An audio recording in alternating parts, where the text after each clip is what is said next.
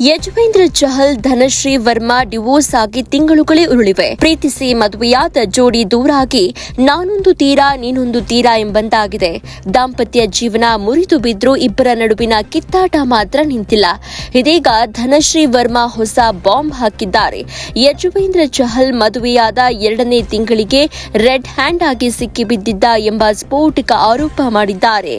ಯಜುವೇಂದ್ರ ಚಹಲ್ ಧನಶ್ರೀ ವರ್ಮಾ ಭಾರತೀಯ ಕ್ರಿಕೆಟ್ ಹಾಗೂ ಬಾಲಿವುಡ್ ನಡುವೆ ಬೆಸುಗೆ ಬೆಸೆದಿದ್ದ ಕ್ಯೂಟ್ ಕಪಲ್. ಚಹಲ್ ಹಾಗೂ ಧನಶ್ರೀ ಬಹುಕಾಲ ಪ್ರೀತಿಸಿ ವಿವಾಹವಾದ ಬಳಿಕ ಆರಂಭದಲ್ಲಿ ಖುಷಿಯಾಗಿ ಇದ್ರು.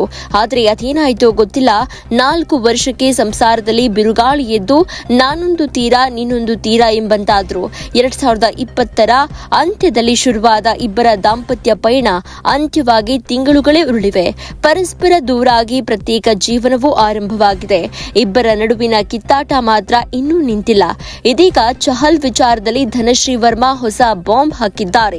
ಕೊರೋನಾ ಟೈಮ್ನಲ್ಲಿ ಡ್ಯಾನ್ಸ್ ಕಲಿಯೋಕೆ ಅಂತ ಧನಶ್ರೀ ವರ್ಮಾ ಬಳಿ ಚಹಲ್ ಡ್ಯಾನ್ಸ್ ಕ್ಲಾಸ್ ಸೇರಿದ್ರು. ಆರಂಭದಲ್ಲಿ ಗುರು ಶಿಷ್ಯರಾಗಿದ್ದ ಇಬ್ರು ಬಳಿಕ ಗೆಳೆಯರಾದ್ರು.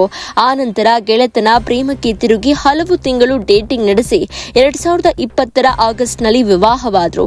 ವಿವಾಹವಾದ 2 ತಿಂಗಳಿಗೆ ಚಹಲ್ ಧನಶ್ರೀಗೆ ಮೋಸ ಮಾಡಿದ್ರಂತೆ. ನನ್ನ ಕೈಯಲ್ಲೇ ರೆಡ್ ಹ್ಯಾಂಡ್ ಆಗಿ ಸಿಕ್ಕಿಬಿದ್ದಿದ್ದ ಅಂತ ರೈಸ್ ಅಂಡ್ ಫಾಲೋ ಶೋನಲ್ಲಿ ಹೇಳಿಕೊಂಡಿದ್ದಾರೆ. ಈ ಸಂಬಂಧ ಮುಂದುವರಿಯಲ್ಲ, ಇದೊಂದು ತಪ್ಪು ನಿರ್ಧಾರ ಎಂದು ನನಗೆ ಮೊದಲು ಯಾವಾಗಲೂ ಅನಿಸ್ತಿತ್ತು. ಮೊದಲ ವರ್ಷದಲ್ಲೇ 2ನೇ ತಿಂಗಳಲ್ಲೇ ಆತ ಸಿಕ್ಕಿಬಿದ್ದಿದ್ದ. ಧನಶ್ರೀ ಹಾಗೂ ಚಹಲ್ ನಡುವಿನ ಡಿವೋರ್ಸ್ ವೇಳೆ ಚರ್ಚೆಯ ಕೇಂದ್ರ ಬಿಂದುವಾಗಿದ್ದು be your own sugar daddy ಎಂಬ ಬರಹವಿದ್ದ ಟಿ ಶರ್ಟ್. ಈ ಟಿ ಶರ್ಟ್ ಧರಿಸಿ ಚಹಲ್ ಕೋರ್ಟ್ ಹಾಲ್ಗೆ ಅಂದು ಬಂದಿದ್ರು. ಇದರ ಬಗ್ಗೆ ಕೆಲ ದಿನಗಳ ಹಿಂದೆ ಮಾತನಾಡಿದ್ದ ಚಹಲ್ ಇದು ಧನಶ್ರೀಗೆ ನೀಡಿದ ಸಂದೇಶ ಎಂದಿದ್ರು. ನಾನು ಯಾವುದೇ ನಾಟಕ ಮಾಡಲು ಬಯಸಿಲ್ಲ, ನಾನು ಒಂದು ಸಂದೇಶವನ್ನು ನೀಡಲು ಬಯಸಿದ್ದೆ, ನಾನು ಅದನ್ನು ಟಿ ಶರ್ಟ್ ಮೂಲಕ ನೀಡಿದ್ದೇನೆ. ಚಹಲ್ ನೀಡಿದ್ದ ಈ ಶುಗರ್ ಡ್ಯಾಡಿ ಸಂದೇಶಕ್ಕೂ ಧನಶ್ರೀ ವರ್ಮಾ ಕೆಲ ದಿನಗಳ ಹಿಂದೆ ತಿರುಗೇಟು ಕೊಟ್ಟಿದ್ರು ಅಂತ. ನಿರ್ದಿಷ್ಟ ದಿನದಂದು ನೀವು ಹೇಗೆ ವರ್ತಿಸ್ತೀರಿ ಅನ್ನೋದು ಮುಖ್ಯ. ಸಂಸಾರದಲ್ಲಿ ಒಳ್ಳೆಯ ದಿನ ಕೆಟ್ಟ ದಿನ ಎರಡೂ ಇರ್ತಾವೆ. ಪ್ರಬುದ್ಧರಾಗಿರಬೇಕು, ಹೇಳಲೇಬೇಕು ಅಂದಿದ್ದರೆ ಮೆಸೇಜ್ ಮಾಡಬಹುದಿತ್ತಲ್ವಾ. ವ್ಯಕ್ತಿತ್ವಕ್ಕೆ ಇದೇ ಉದಾಹರಣೆ ಎಂದಿದ್ರು. ಇದೇ ವೇಳೆ ಇದು ಸಂಭ್ರಮಿಸೋ ವಿಚಾರ ಅಲ್ಲ ಅಂತ ಖಡಕ್ ಮಾತುಗಳಲ್ಲಿ ಹೇಳಿದ್ರು.